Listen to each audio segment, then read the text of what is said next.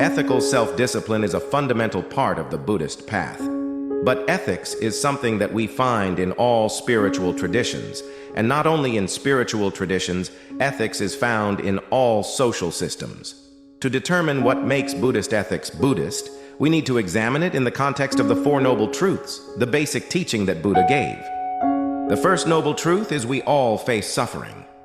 We all experience genuine suffering, which is the first fact in life. First, there is the common suffering of discomfort and sadness.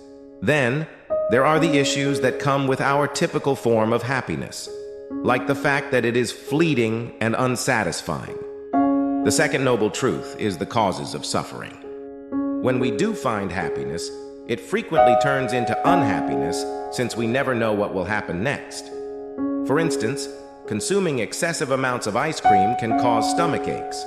The foundation for the first two categories of suffering is ubiquitous suffering, which is the final category. The real causes of pain are the second noble truth.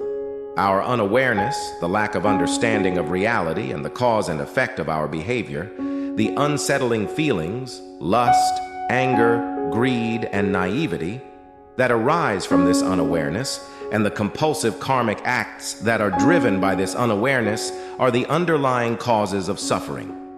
The third noble truth is, it is possible to stop suffering. Our endlessly recurrent rebirth, known as Skat Samsara, is the source of all pervasive sorrow. It is brought about by our compulsive karmic acts, which are in turn driven by unsettling emotions and attitudes. The ignorance of behavioral cause and effect and the nature of things has led to these unsettling feelings and attitudes. Because of this ignorance, we keep taking the kind of rebirth that will lead to the first two kinds of misery.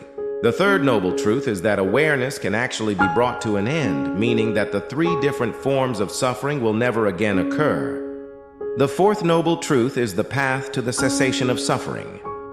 Thus, ignorance gives rise to unsettling feelings and mindsets, which in turn trigger compulsive behaviors and karmic potentials that lead to helplessly recurrent reincarnation.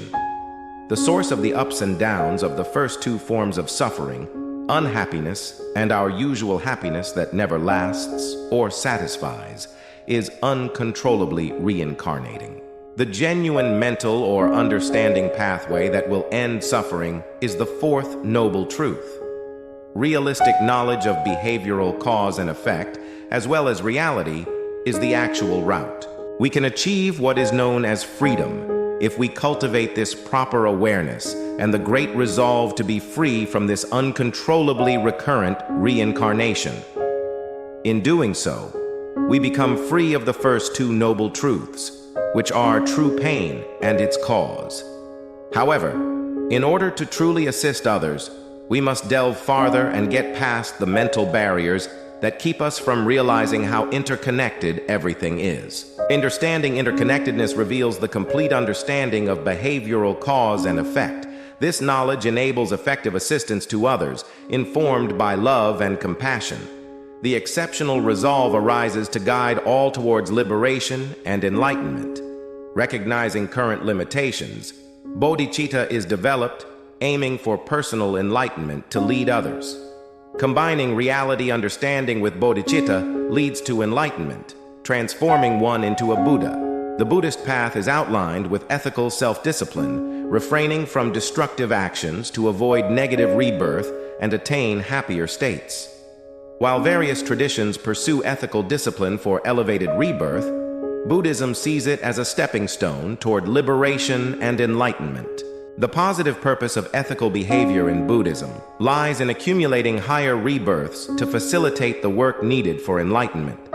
The distinctive Buddhist aspect is practicing ethical discipline with a bodhicitta motivation, aiming for ultimate liberation and enlightenment.